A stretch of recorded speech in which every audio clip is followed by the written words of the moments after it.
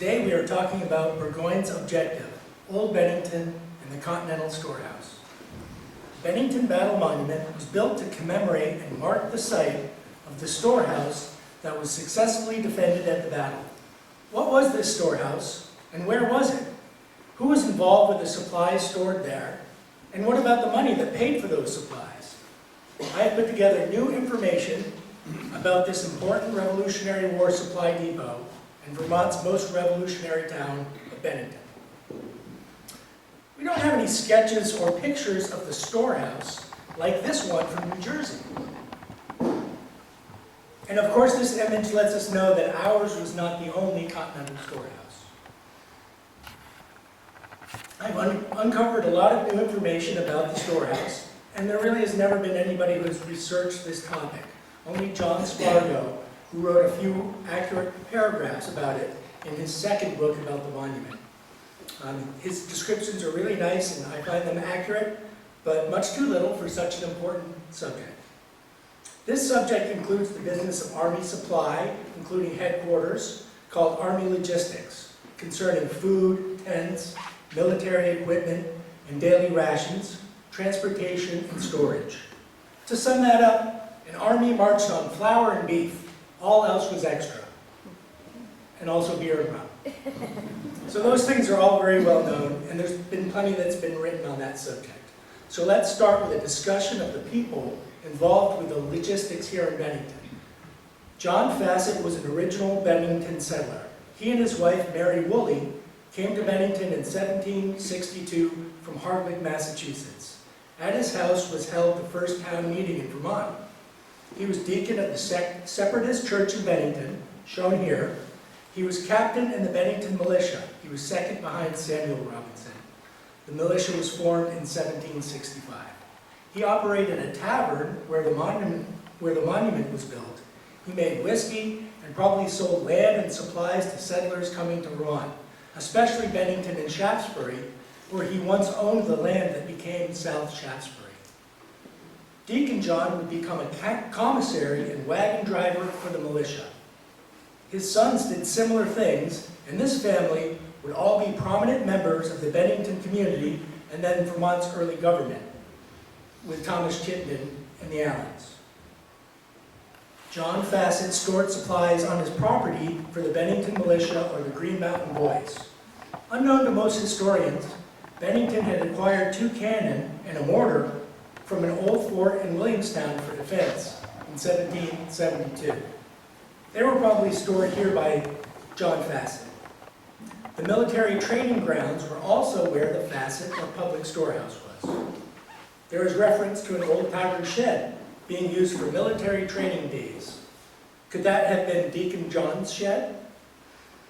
The capture of Fort Ticonderoga in 1775 resulted in Bennington's public store, or the Fassett Barn, being used for supplies going from Connecticut up to the lake. Joseph Trumbull from Connecticut was an important commissary during the war. He was commissary general, and he was a relative of the pioneer Robinson family. Trumbull sent supplies through Bennington through the Committee of Safety network that had formed. He may have also extended credit for these supplies. He is known as creating the system by which the states supplied the Continental Army. John Fassett and his sons stored and transported these supplies to the militia wherever they were located. Here's a quote from John Fassett writing to Benjamin Lincoln. "I have expended the money which I have received, and almost as much more, in order to keep business on, a great part of which money I have borrowed from people that want their money." Okay, so this is going to be some background about the Fassett family. Coordinating the militia and the Continental troops early in the war led to some hard lessons for the Vermonters. 2 or 3 of John Fassett's sons, and Matthew Lyon, were in a militia guarding wheat in Jericho in 1776, okay?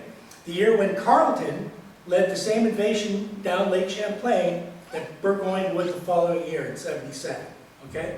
The British were stopped or slowed by Bennington Arnold and his navy before reaching Ticonderoga. and they went back to Canada for the winter before starting again the next year. So that newly raised militia up in Jericho wanted and expected to serve under Seth Warner. But Seth Warner had taken the Green Mountain Boys into the Continental Army. So without their expected leader, the militia retreated from their post in Jericho across the Winooski River in a canoe when the Tories and Indians were thought to be approaching. But they only had one canoe, so it was Amos Fassett who led the retreat that turned into a sort of mutiny. They went to Governor Chitman's in Williston, guarding his wheat, but they could not agree to return to Jericho, so they headed for Fort Ticonderoga, where the leaders were found guilty, but later acquitted.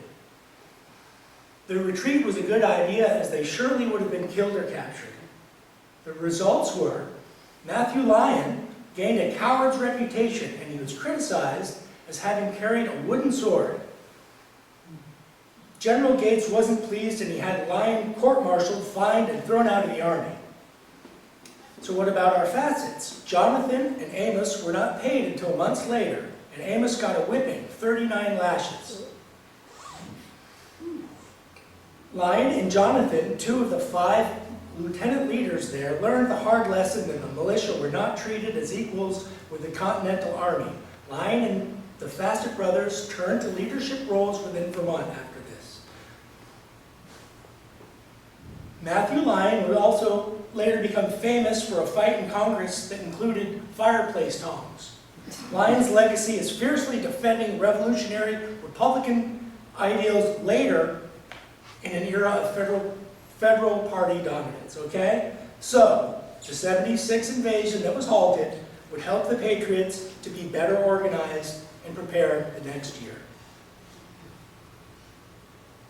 This is a woodcut depicting Dr. Adams of Arlington at the Catamount Tavern. He's being punished, and then he would be banished for his New York sympathies around 74. Bennington cooperated with the earliest Patriot committees in government. They were a part of the Albany district and became a stop in the Army supply lines. After becoming a separate district in 76, Vermont was under threat of British invasion, and the first Vermont government was its Board of War, which coordinated the Battle of Bennington victory. The instructions this new state would follow from Albany included the raising, drafting, equipping, disciplining, training, and stationing of paying the troops, exemptions from military duty of those in essential industries or employment, the detection, imprisonment, punishment, and exile of the disaffected spies and emissaries, and the suppression of organized revolts within the county, and the prosecution of those guilty speaking adversely of the Patriot cause. So they're taking direction from other committees. The Green Mountain Boys, Vermont's revolutionary patriots, began sequestering Loyalist property within the state just before the battle to raise Herrick's militia of 200 soldiers. The Fassett sons were central in this business.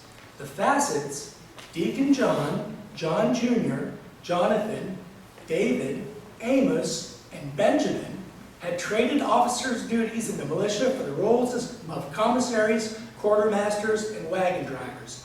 And that is why none of the sons in this large family are known to have fought in the battle. Here's a portrait of Isaac Tickner. It's in the museum collection.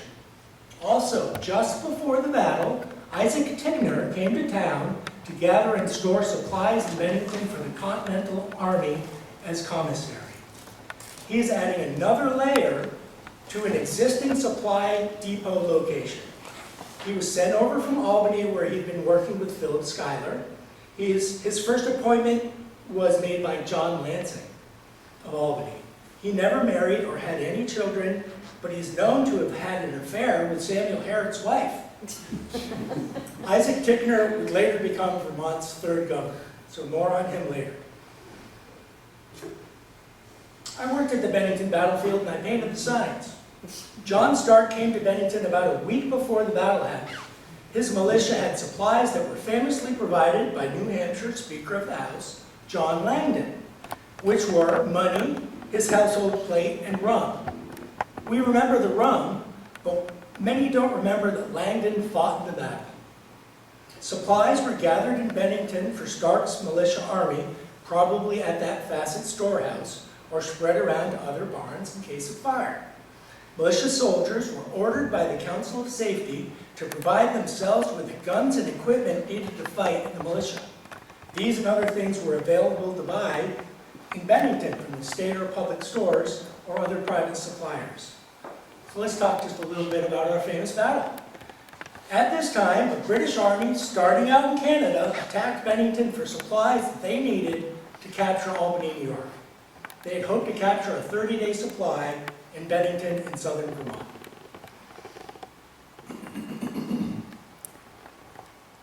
The British and their German allies were overconfident about achieving their goals with little opposition from the Americans. And at this point in the war, they were probably right. So there's a quote there, very easy to surprise and make himself master of it. That's from Philip Skene. So they had the intelligence that they were going to take Bennington easily.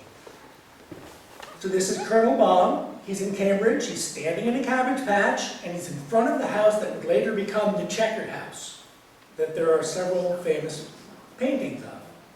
They say that Baum was bent on attacking Bennington regardless of what happened. The mostly Hessian or German attack groups sent by British General Burgoyne were stopped outside of town and the state. The battle happened 2 days later, just over the state line, protecting the town and the supplies and the livestock. The attackers were surprised to find themselves outnumbered. They did not know that John Stark and 1,500 New Hampshire militiamen were requested and had arrived in time to defend Bennington from attack.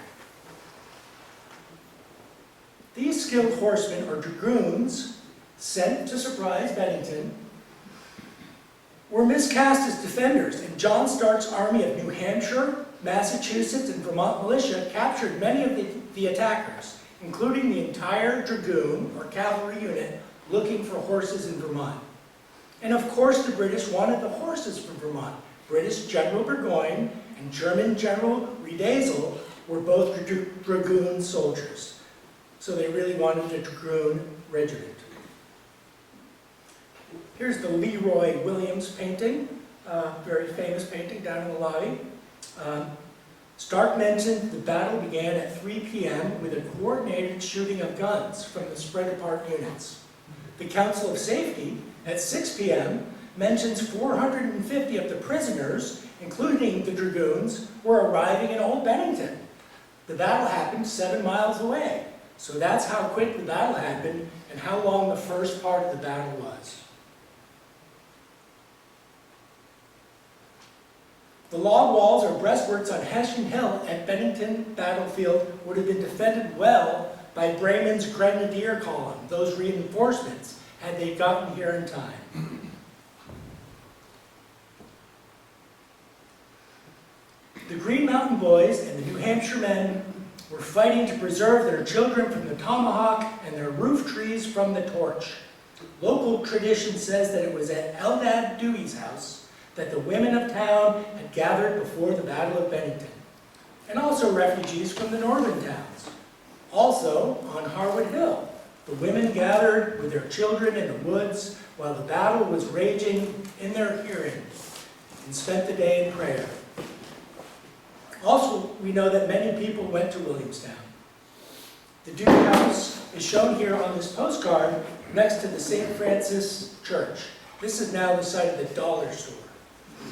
We have a few stories from Bennington civilians during this time. This one is about Samuel Robinson Jr. and his mother.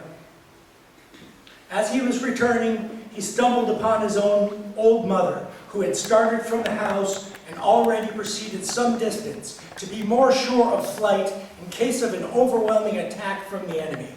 She had with her a pillowcase full of valuable papers and said to her son, "I thought I would try to save at least these, as they might be of more importance to you sometime than other things." He said to her, "Go back, mother, to the house, and if we must die, let us all die together." This is Mary Tilden Dewey's kneading bowl. It is here at the museum. At her house, along with sheltering those many people, she also baked 80 loaves of bread. her husband Eldad Dewey delivered them to the battlefield. The second Battle of Bennington happened here, in Walloomsac Hamlet, both battles on the same day. The Grenadiers under Brayman were slow to get to Bennington from Fort Miller and missed the battle while the important dragoon unit had already been captured. Even knowing this, they successfully fought their way from Sandcoit Mill to a hill behind this house where they were stopped. Seth Warner's Green Mountain Boys had only just arrived, because in part, Warner was to drive all the cattle in that part of the country, as well as the carriages, away from the enemy. The Green Mountain Boys and the other reinforcements fought to a standoff here that ended with nightfall and a messy retreat for the Germans. Okay, let's talk about Burgoyne's manifesto and objectives and Baum's orders. John Burgoyne was overconfident and issued a proclamation to the inhabitants that he would send native soldiers to attack them. Natives were not used as soldiers in other battles in the Revolutionary War. Burgoyne thought differently and thought he could control them. I have but to give stretch to the Indian forces under my direction, and they amount to thousands. To overtake the hardened enemies of Great Britain and America, I consider the same wherever they lurk.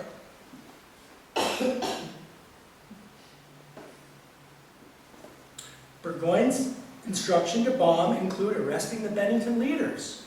Talks about horses and cattle, and completing the Peter's Loyalist Corps. I've researched the Loyalist help that Baum would have had once he reached town. It included locals who promised him help, definitely some more horses, and also a couple of storehouses of supplies in South Shaftesbury. This is the Bennington Declaration of Freedom, when they were coordinating with the Albany Committee of Safety. And here we have the signatures of some of the soldiers. There's another version of the signatures. So Burgoyne sent Baum to arrest the leaders of Vermont. Who were they, and how would the British know who to look for? Well, just like what happened down in Boston and Lexington and Concord, the British are sent to arrest the leaders. New York claims to the land that became Vermont were reaffirmed by their colonial government. They voted to continue to claim Vermont, even though Vermont formed a separate district in 1776. The goal of Burgoyne was to reach Albany, specifically a star fort called Fort Frederick, about where the New York State House now stands. Albany had been the largest supply depot in the French and Indian War. The British were so overconfident about Bennington and were so anxious for the supplies that they built a bridge of boats across the Hudson River, sent units ahead, all in hope of pressing the attack on Albany immediately. Bennington saved the army from having to fight at Peebles Island or Stillwater, which were weak positions. Time was gained, more troops were gathered, until the Patriots outnumbered Burgoyne, and a better position was found at Bemis Heights, further north than the Stillwater or Peebles Island site. The battle, or battles of Saratoga, are the turning point of the Revolutionary War, and the win at Bennington really changed the odds before that. I'm glad to see more attention recently for our battle or affair, which was basically fought over in Walloomsac, saving the town. The Revolutionary War fighting basically moves on to the southern colonies after Bennington and Saratoga. Okay, so we got through the battle stuff. This letter is an inventory of the storehouse by General Benjamin Lincoln. So, did Bennington have the quantity of supplies that Burgoyne thought it had? 30 days' worth for his 10,000 person army? Yes. He mentions 2,000 oxen and cattle and 300 horses, plus the flour and corn. He even sent Baum with used flour sacks to transport the flour back to the army. Some writers have doubted that Bennington was a significant supply depot. Few historians are interested in army logistics and how they failed for the British Army in America. Our storehouse tells this story very well. The British were already successful in the gathering of supplies before the battle occurred. On the way, on the 13th in Cambridge, New York, 1,000 bushels of wheat and 150 bullocks were gathered. At this Sandcoit mill here in North Hoosick, on the 14th, the British got 78 barrels of flour, and at the baggage park on the battlefield, on the morning of the battle, were gathered another 100 oxen and up to a few dozen horses. These were all conveyed back to Burgoyne. The millstone for the Sandcoit Mill is here at the museum. This book, this is Isaac Tickner's Storehouse Journal. It is also here at the museum. It is a study of cattle and barrels of beef and how many troops can be fed per day by each cow or barrel. The supplies are coming and going fairly quickly. As we know, Tickner did a weekly delivery over to Stillwater.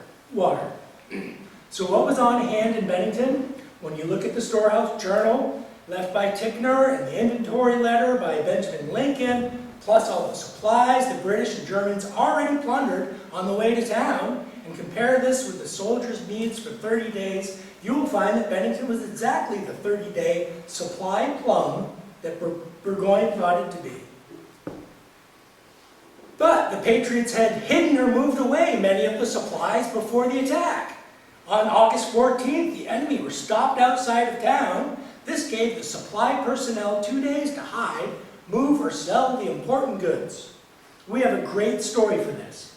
Isaac Tickner was at first refused food at the Dewey or Walloomsac Tavern while the battle was happening. Although large kettles filled with meat were boiling over the fire, Mrs. Dewey declined to get dinner for him. Her attention being called to the contents of the kettles, she said, "That is for the men who have gone to fight for their country, where you ought to be." He must not have been in uniform. Tickner was just returning from driving cattle to Stillwater for the Continental Army. He was assisted by Stark's men, and they were ambushed that morning near the battlefield. And there were casualties, and a few of our men were killed. Tickner got his meat from Mrs. Dewey with this heroic story. So Bennington both won the battle and had cleared the supplies out of town in case they lost. Some were sold, while most went to the Continental troops around Saratoga, and the militia then centered up in Pollitt. Here's a sketch of Fort Vengeance in Pittsburgh. This is Jonathan Fassett's enterprise. The following year, Fort Ranger in Rutland became an important Vermont militia headquarters and storehouse, garrisoned by Benjamin Whitcomb's Rangers. Then after this, 2 other forts, one in Castleton and one in Pittsburgh, were also built, making a line of defense across central Vermont, all while the British controlled to the north and held Fort Ticonderoga.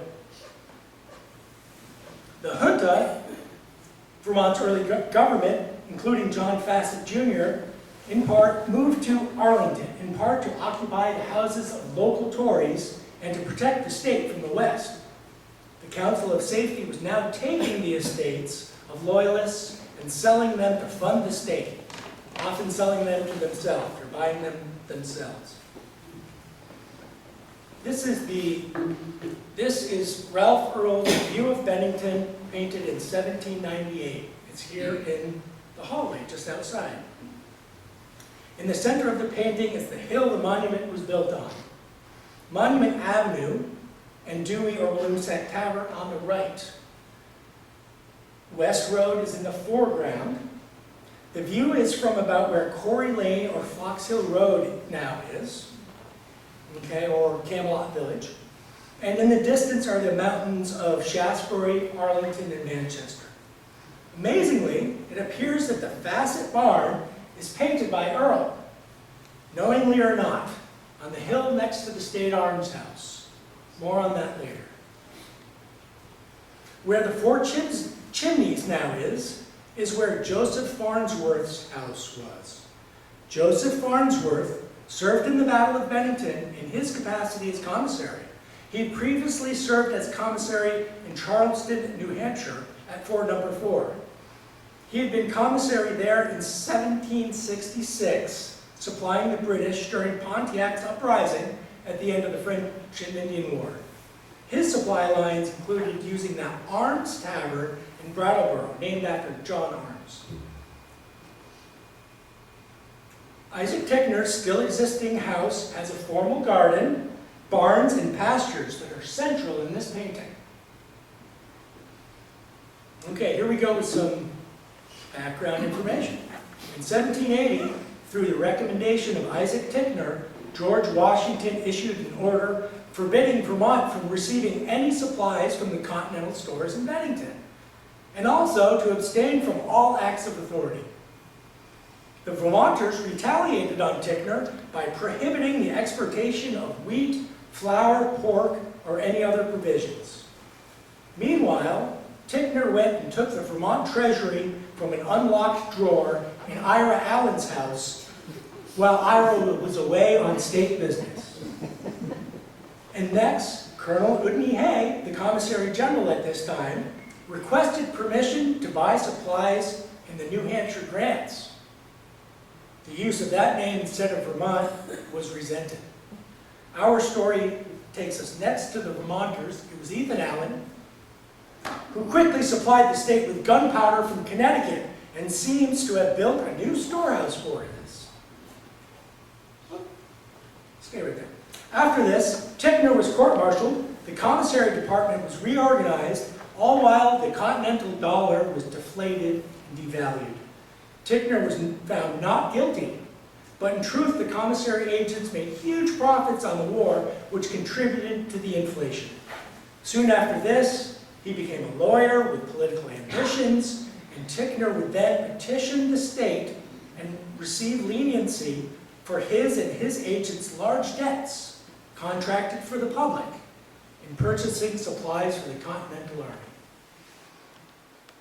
Did you know that Vermont was promised statehood at this very same time? If only they would return annexed towns to New York and New Hampshire, which they did, including the Bennington battlefield. Yet New York blocked this attempt to become a state. George Clinton, New York's governor, led New York through a time of rivalry with the emerging federal government and large-scale territorial expansion in which he hoped to gain Vermont. This includes fraudulent land deals displacing the Iroquois from western New York. All this is the backdrop of the Federalist Papers, which debated the form the new government was going to take. George Clinton was likely one of the anonymous authors of some of those papers. Vermont began using the State Arms House as its new storehouse, which for me is the foremost symbol of the Vermont Republic years.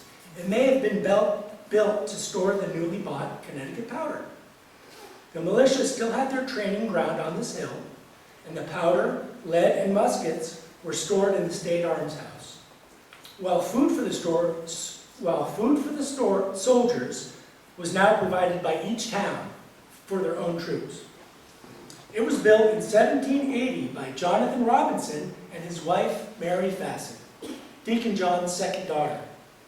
It was at one time of a light yellow color, and painted on its front in large letters were the words, State Arms. It had a ballroom on the third floor with a spring floor. There were two courthouses up on the hill, both burned. Jonathan Robinson from the State Arms House was the judge at the courthouse. Here we go. Ira Allen was the person who wrote to New Hampshire and the other states that resulted in the arrival of John Stark's 1,500 troops. It was Ira who proposed the sequestration process to raise 200, not the initial 50, for the battle. As we know, Ethan was not at this battle. Ira Allen coordinated the Battle of Bennington. So in the end, Ira Allen becomes the fall guy for Vermont's independent actions. Ira's story is that of the money trail for the formation and defense of the independent public hoping to become a state. Ira Allen, Vermont's treasurer and surveyor, became an easy target for Isaac Ticknor because of his self-interest and poor bookkeeping. And he didn't lock the treasury, okay? Tickner used his new political skills to keep Ira from being reimbursed for his expenses, including powder that may have been used at the Battle of Bennington. It is referred to as the 76 powder. There is some irony here.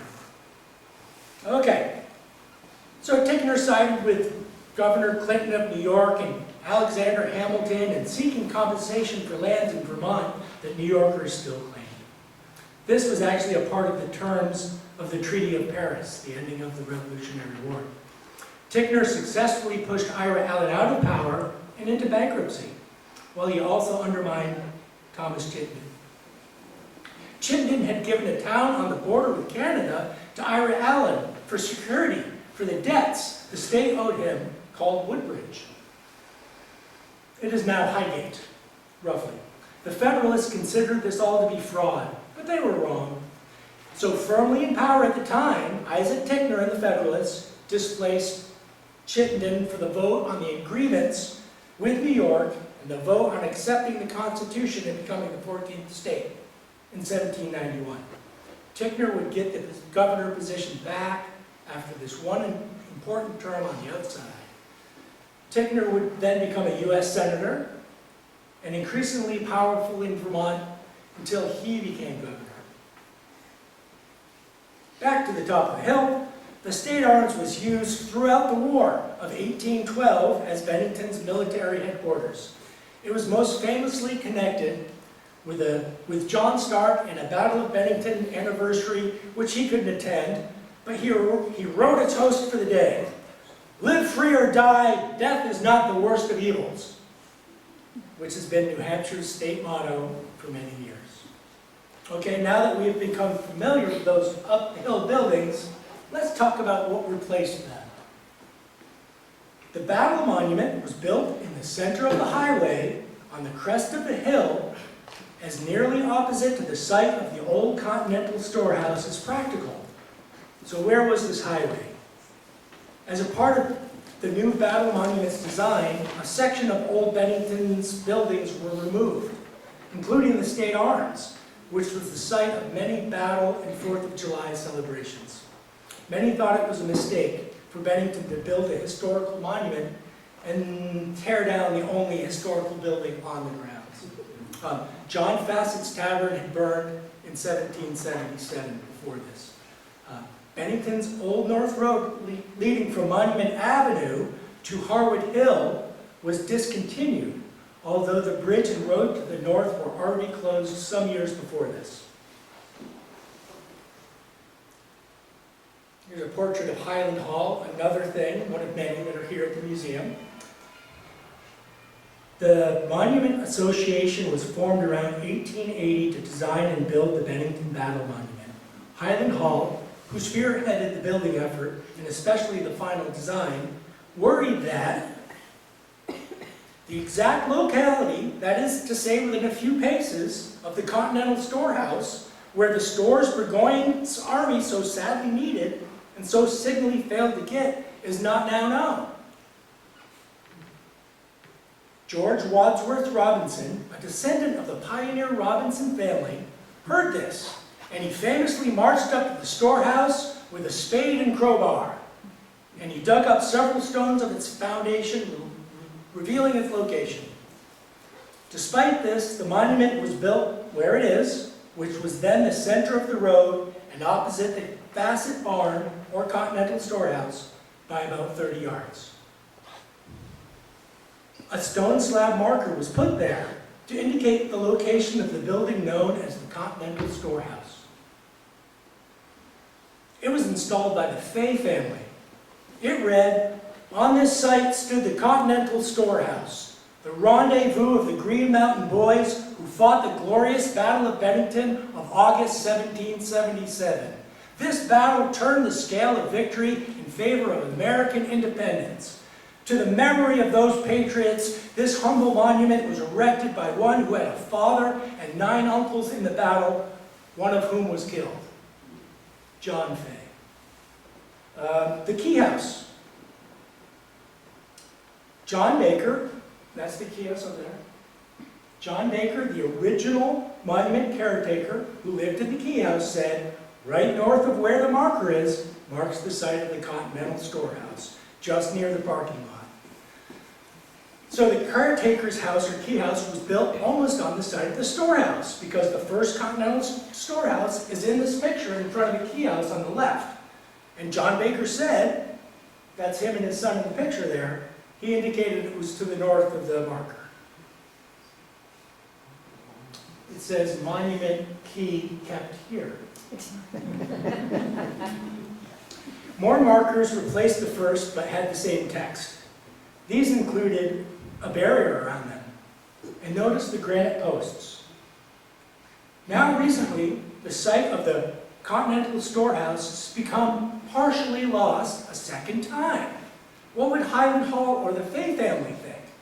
A new driveway for a house built after the monument was installed on Monument Circle. When, I don't exactly know. The original driveway for this house came from Fairview Street. Old maps and pictures show this. I was surprised to figure it out one day. Some electric and HVAC units for this house basically occupy the place of the original few Continental Storehouse markers. The granite posts from the marker are in this bush. See that there? The Continental Storehouse markers were often being damaged by cars because they stood in the parking lot and nearest to the gift shop where you buy tickets to go up the monument. So the marker was moved for these reasons right in front of the monument gift shop where it is today. I remember parking in front of the marker when it was still in the parking lot back in high school. So finding it moved one day was a bit of a shock to me, okay? Because I was a history buff. So then, where was the Fassett barn or storehouse that foiled the British actually located? Did we lose this spot in any way? I really wanted to find out if there was more to know, and I suspected there was. After scouring the museum research library, I finally found the answer I was looking for in a box at the monument. The site is thankfully preserved in the title to the Bennington Battle Monument lands in diagram form. What archaeological evidence was there at the time of building the monument, and what is left after construction is not known or a part of the description. Also, I wanted to know where the Continental Storehouse was today. You know, in old beam form. As we know, building parts are often reused, especially here in Bennington. And I found what I was looking for in the day papers here at the museum. But first, in his journal, Hiram Harwood mentions that Captain David Robinson showed him a piece of timber that formed a part of the old military store built late in the year of 1777. It stood not far north of the present residence of H.H. Fassett. After the conclusion of the war, it was torn asunder, meaning into pieces. And Hiram said that he intended to preserve a block of said timber as a memorial of those important times. I found that these parts may have been used in several buildings, and these may have burned soon after. So for a time, I thought that was it. But then the day papers here at the museum mentioned the pool house near the monument as being built of several timbers from the storehouse. I was able to see this post and beam framing myself a few years ago. It would be interesting to inspect these timbers further, or maybe date them. The old road, today's Main Street and West Road, once ran along the south side of the old First Church, through the cemetery, past Robert Frost, and right through where we are here today, and on to Main Street. So when there was no Main Street up there, the place east of those traffic islands right in the road today might have been where the military hospital was. That's my guess, okay? So this postcard has a little circle right there, okay? That's indicating the spot on the postcard. But John Spargo's descriptions kind of gave me the idea to keep looking for it. But I think this time the exact locality may be lost. Enemy troops from the battle were casualties treated at our hospital. Burgoyne sent over a doctor to help.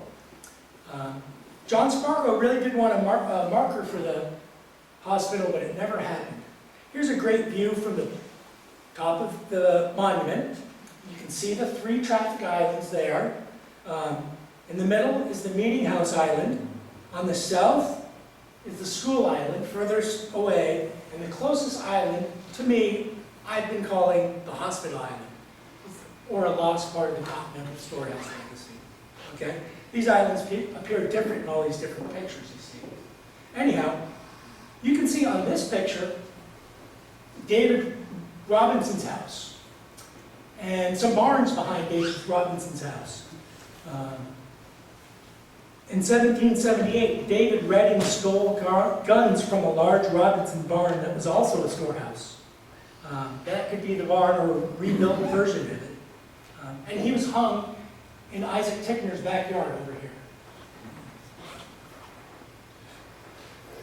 Elijah Dewey's involvement with horses and livestock make Paddock Place off Elm Street interesting.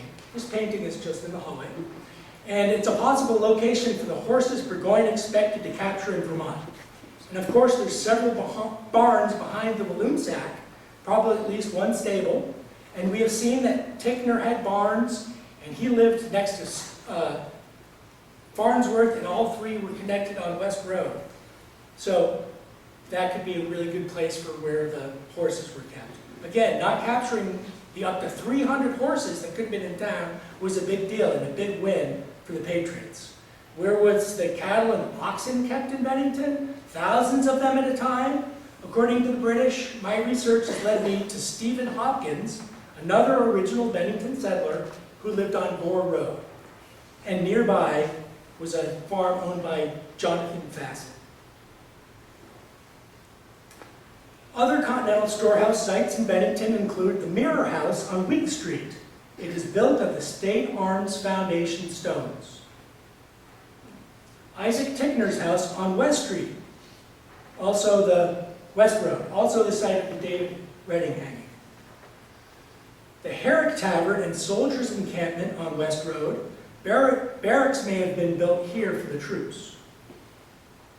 The Shaftesbury Munitions House on Buck Hill Road. The Cole family were among the Loyalists who offered help to the British, and the mysterious Cole family's buildings were a potential headquarters for Baum and Bremen while they were in the area, if they had gotten here. Okay? The Safford Inn on Main Street and Stark's Mill in North Bennington are both sites of flour and corn mills in 1777. Notice the millstones being used as window caps. They are from Haviland's Mill. Seth Warner fed his troops here at the mill before the battle. Deacon John Fassett and Isaac Tickner, the 2 commissaries most well known for the Continental Storehouse, are buried near each other in the Bennington Center Cemetery. I borrowed these pictures of the bell for the Old First Church from Wayne, who did the last presentation here last month. It says Isaac Tickner on the bell there. That's what I was looking for. Isaac Tickner, a Federalist, slowly steered the remaining New Light Congregationalists in Bennington towards being a mainstream congregation by including ordinary townsfolk in the church, or the paying for it part, who were then the majority. And then Tickner forced out the pastor by withholding a promised bell donation for the Old First Church, which was completed in 1805. When Tickner got his man to lead the church finally got its bell. 14 years later, in 1820, the Old First Church finally reverted to a mainstream congregational church in 1832. Okay, I got basically just 2 more things. Okay, let's use the Ralph Run. For me, it's really been a search for a bunch of barns that are long gone and often leave no trace, or may not have had much of a foundation. John Fassett was a militia leader, and he stored supplies in his barn behind his house, and some supplies that came through town. And we also know that David Robinson supplied some things in his barn that were some guns that were stolen by David Redding. The objective of the Battle of Bennington was that tavern and barn and the horse pastures of Isaac Ticknor, Elijah Dewey, and Farnsworth. Because it turns out that the actual building named the Continental Storehouse was built after the battle in November by Ebenezer Walbridge. It was next to or behind Facet's Tavern or Barn, possibly replacing the old tavern shed or Facet's Barn, or in addition to them, okay? One source referred to it as being used as a stable the following year. So the objective of the Battle of Bennington, the Continental Storehouse, was not there, you might say. So the Continental Storehouse business and a militia supply business was there. And that was the objective. And they cooperatively existed until they didn't. And that's the State Arms Building's legacy, which was a munitions house through the War of 1812. Okay, so here's one story that's kind of a tragic ending for our Continental Storehouse story concerning the money trail. Did you know that Isaac Ticknor and Ira Allen had a near duel in Windsor in 1793 over his state expense account, which Ticknor was the leader in blocking? This happened even after the commissioner's report totally refuted Isaac Ticknor's insinuations that Allen had embezzled funds from the state. To the contrary, the commissioners determined that the state owed Allen slightly more than 790 pounds for his work, for monies that he had spent out of his pocket to pay for survey work done on behalf of the state. Ticknor had the mortification to sign a settlement of accounts, certifying that they had been properly kept and that there was a sum of money due Mr. Allen from the state. Ticknor spread a rumor that during an argument with Allen, Allen had said something particularly vexing. So Ticknor had wrung his nose. When Allen heard the rumor, he said Ticknor was lying. He had never grabbed Allen's nose. Ticknor replied that even if he didn't grab Allen's nose, he should be offended as if he had actually done so. And Allen was. So the bystanders stopped this duel from happening, the location of which was across the bridge from Windsor, Vermont, in New Hampshire. This is the symbolic end of Ira Allen's career and what some call Vermont's junta, or early government, that led the state to independence from New York, known as Vermont's revolution within a revolution. Oh. Thank you.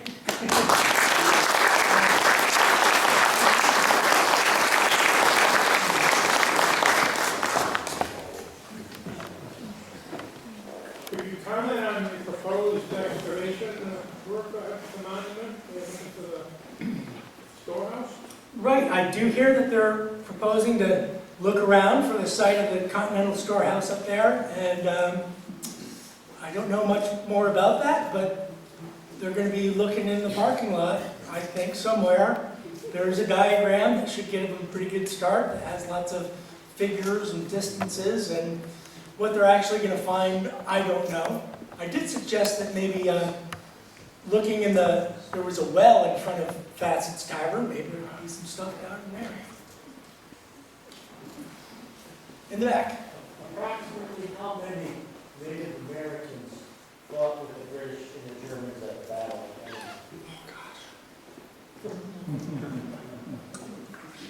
How many Native Americans? Roughly. I forgot now. It was like 30 or 50? Was it? 100 or 150. I forgot. Thank you, Phil. It's 100 or 150. So it wasn't even close to what Burgoyne had thought was he helping him? Correct. I think Burgoyne had 400 or 500 total Indians at the time and sent that smaller number to Bennington. And after Bennington, those Indians went back up to Canada. So Burgoyne didn't actually have Indians as his scout and ears, which he sort of needed, but that's not actually true. He actually got other Indians, but they just weren't really the same useful type of Indians that could have done what the other... Did the Bennington militias at the Battle of Bennington No, we didn't. The story that we have is that some of the Mohican Indians, the Stockbridge Mohican Indians, arrived in town after the battle and helped with the prisoners and the situation in town. Yes? So I keep hearing in this story a lot of personal financial interest on the part of the settlers and residents of Bennington, landowners in Bennington, particularly in the taking of the lands and property from the Loyalists, but also that if the British got here, they were going to take over my property and use it for housing soldiers and pasturing their horses. And so this is kind of a different story than we hear about the loyal patriots who are fighting for their country. Would you speak about, I mean, all politics is local, property rights and such sometimes take interest over patriotism. Would you speak about some of the motivations of some of these folks as opposed to, how we view our patriots as Yeah, so, at least the Vermont and New York feud was a little different than some of the other aspects of the Revolutionary War in other places. And in most places in the Revolutionary War, the states were sequestering Loyalist property just like they did in Vermont, so it wasn't unique here. But it was probably especially bitter, in Vermont, in certain areas. For the most part, there weren't a lot of New Yorkers who actually lived in Vermont. And a lot of the people that were banished, whipped, or had their beginnings of a house burned down were some of the officials. And these officials who came into Vermont and had this happen to them were very often warned multiple times before, your settlement's just not accepted by the community anymore, or whatever type of thing. But did you know that there's Clarendon, Vermont, that was very much a New York settlement, all with a totally different history than some of the other towns in Vermont. Every town in Vermont has quite a different history to it. And Phil? That General Lincoln letter, I couldn't quite make out the date. Was it July? When that had 1,000 oxen? Great. The General Lincoln letter is in October. I think it's mid-October. Post-battle. Yes. So one of the points that I didn't quite make in this presentation was the storehouse here in Bennington was maybe on the small side, or was developing at the time of the Battle of Bennington, but it was in full swing and fed all the soldiers that defeated the British for the two battles of Saratoga. The whole East Side Army was all fed through the supplies kept here and the efforts of the men in Bennington in transporting those supplies up to those troops for the several months after the Battle of Bennington. I just wanted to say that if anyone here hasn't seen Ken Burns' latest series on the Revolutionary War, it's not only is it a real eye-opener, but it does focus on the Battle of Bennington and a lot of events happening in this area, so it's a great watch if you haven't seen it. We're going to get Ken Burns to come talk to us. That'd be great. If there are no more questions, I thank everybody for coming here today.